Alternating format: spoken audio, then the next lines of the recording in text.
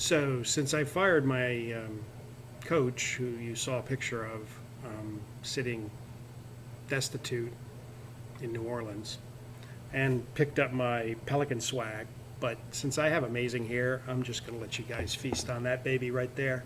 That's a full head of hair, gentlemen. Anyway, so I'm competing against a guy named Corey. Corey runs the Indianapolis Avengers. So I really kind of wanted to talk a little bit about Indianapolis first, and then I'll talk about his team, and then I'll just rant for a while, like Chris.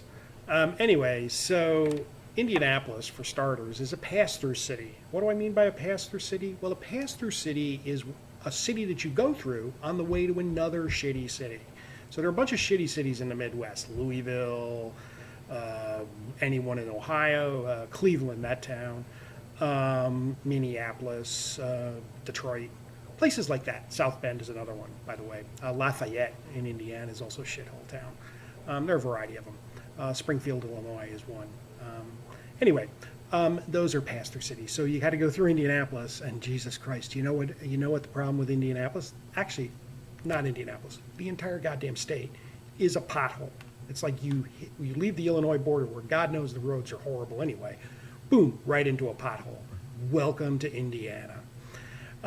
So Indianapolis is famous for really one thing, and that's the Indianapolis 500, where a bunch of people, generally fat hillbillies, sit around and they watch, and I should put in parentheses, while drinking beer and eating fried butter or something like that.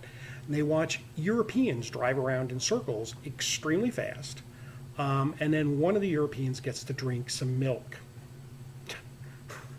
What the hell's up with that? The other interesting thing, and probably related to the first thing, is that the highest depression rates in the United States, Indiana. There are a couple other things, but let's touch on the Colts. So the Colts have an owner named Bob Irsay, who's of the family that moved from Baltimore to Indianapolis in the middle of the night. He's very hated in Baltimore. Well, he has an opioid, pill, fentanyl, meth, alcohol, aspirin issue. And so the state of Indiana enacted a law specifically to help him function on Sundays when his team plays, which is the other sort of odd thing about Indiana is they don't sell booze on Sundays. What's up with that? Oh my God. So they should just build a maze and tell Irsay there's a lot of alcohol in there and his office, and that'll keep him out of the front office from making stupid cult moves like driving Andrew Luck out of the game.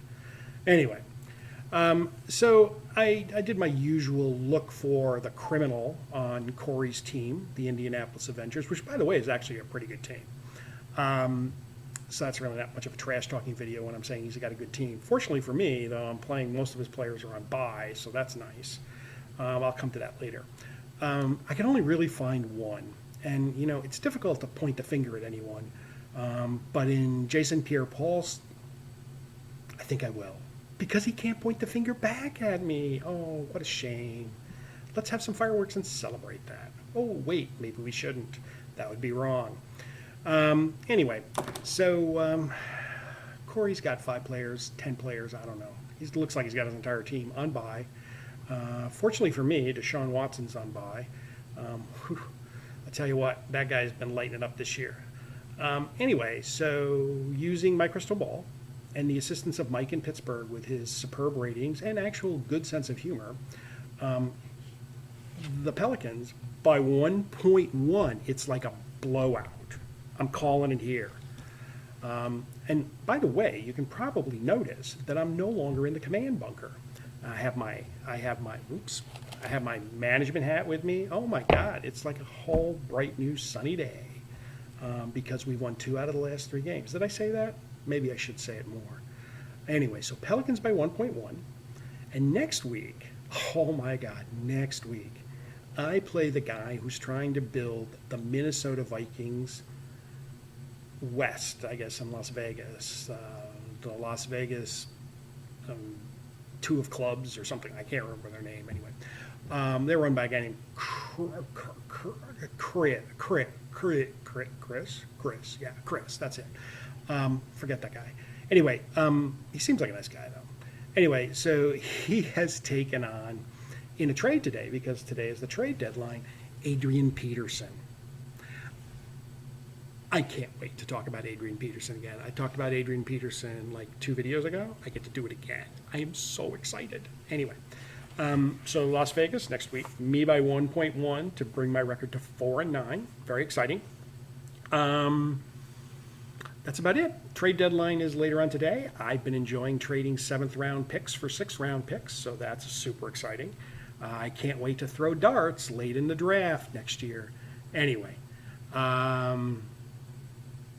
stay tough, everyone.